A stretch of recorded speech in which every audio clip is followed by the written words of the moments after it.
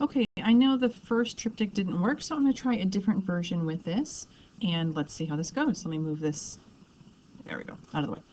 Okay, first thing, what you're going to do is you're going to open up your 3 pictures that you want to work on, and you are going to look at that triptych sheet that I gave you for the size. So we are going to do tall rectangles, and those are 3 by 5. So we're going to take our tool, our crop tool, and we're going to make this one 3, and we're going to make this one 5, and make the resolution, of course, 300. Now at any time, feel free to stop this and just catch up, okay? I'm going to try to go through this fast, so the video is pretty short. So the first thing I do is I just go through and I do 3 by 5s for each of the pictures that I want. And quickly, 1, 2, and 3. Now I also have this texture one in here. We're going to use this for something else. So I'm going to crop that one down too. Okay, look on your sheet. So we are going to do the 3 tall rectangles side by side. So our next step is to go to File, New, and change this to inches if it's not already. Make sure your resolution is 300. And the first thing we're going to do is 3 rectangles side by side is 9, because it's 3 plus 3 plus 3, and it's 1 rectangle tall, so it's 5. I'm sorry, whoops. So it's 9 by 5. There we go. And it should look something like this. So now my step 2 is to copy all of these pictures onto the next document. So I do a Command A for select all, Command C for copy, and paste it in.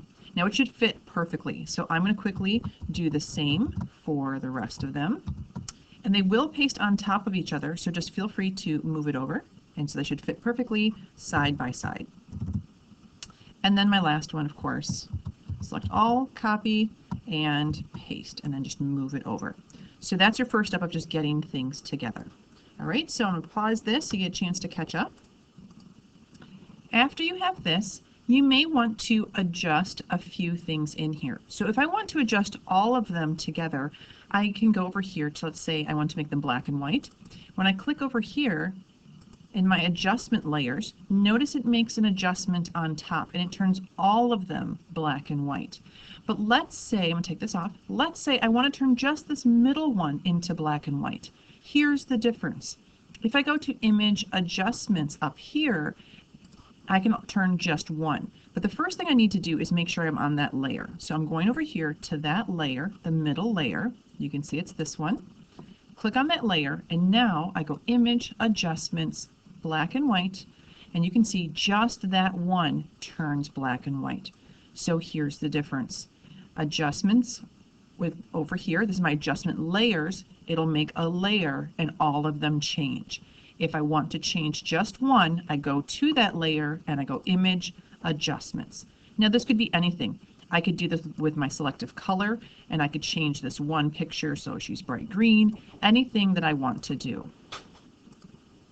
Okay, last thing is we're just going to make a border. So in this, I need to make some extra space around. So these are your last 2 steps on that worksheet. I go to Image, Canvas Size, and I just extend it by 1 inch. So I go from 9 to 10 and from 5 to 6. And as you can see, that gave me some extra space. Oh, he's too tall. Let's move him down. There we go. So now I have some extra space. And I might want to make this background some fun colors. So I'm going to go to my background layer here, and I'm going to go pick up 2 colors. Right now I have this kind of orange and black, but those don't match my picture. I'm going to go over here, and instead of clicking inside here, I can just click inside my picture, and I can pick up this blue, say OK, and I'm going to click on the black one, and I'm going to change it to this hot pink. Say OK. So now I have blue and pink. If I go to my gradient tool, up here, I'm going to see those 2 colors that I just chose. So now when I click and drag with this tool, my background goes from that blue to the pink over here. Or I could go in a different direction and change it up any way I want. But now my colors match what's inside. So that's kind of your last step. If you really wanted to, you could take these and still move them over, put a little space between. If you like that sort of look to it, that's okay too. But this is your final triptych.